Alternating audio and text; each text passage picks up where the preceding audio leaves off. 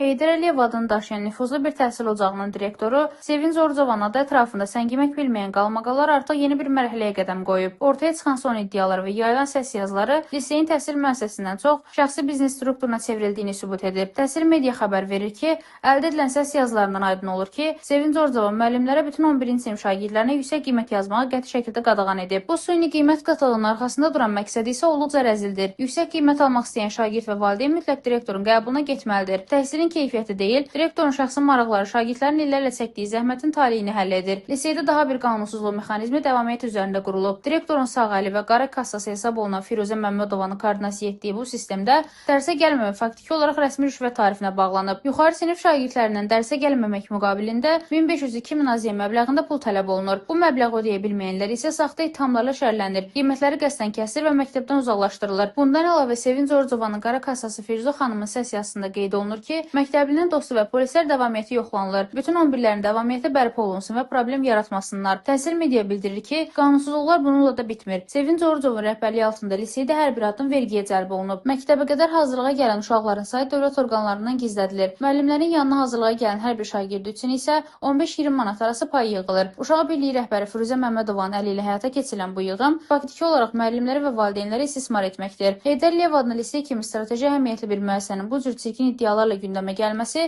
təhsil sistemimiz üçün utanc vericidir. Sevinc Orzova və onun komandasının qurduğu bu rüşvət piramidası liseydən kütləvi şagird köçünə səbəb olub. Aidiyyatı qurumların bu açıq qanunsuzluqlara, səs yazmalarına və valideyn şikayətlərinə nə zaman reaksiya verəcəyi isə hələ də sual altındadır. Təhsil rüşvətin girovuna çevrilməməlidir. Zaman şagirdlərin və dərs deyən müəllimlərin nəzərinə məktəblinin dostu və polis məktəblərdə 10-11 siniflərin davamiyyətini yoxlayır, eyni zamanda çantaları yoxlayır. Bununla bağlı olaraq davamiyyət bərpa olunsun, eyni zamanda su içmək məqsədi ilə, kitabxanaya getmək məqsədi ilə və yaxud digər hansısa bir məqsədlə bağlı, hansısa bir müəllimin yanında olan şagirdlərə göstəriş verilən kimi ki, hər kəs öz sinifinə getsin, çox təcili siniflərə gedin. Dərsdə zəif olar, şikayət eləməyəm, uşaqların qiymətləri hepsi var, 5-4 olacaqdır. Hepsi uşağın qiyməti 5-4 olacaqdır, 11-lərə aiddir. Ayten oldu, 5 istəyən, 4 istəyən, sən İstanbul qəbulunu imkanı verəcəklər.